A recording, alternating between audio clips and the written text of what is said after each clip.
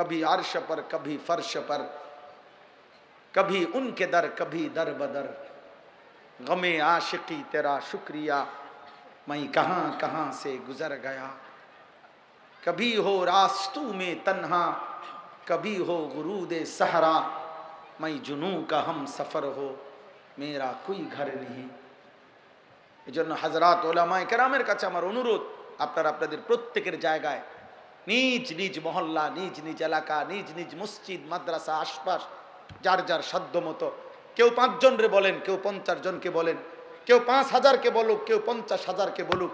কেউ 5 লক্ষকে বলুক, যার যার সাধ্যমতো আপনারা প্রত্যেকের কাছে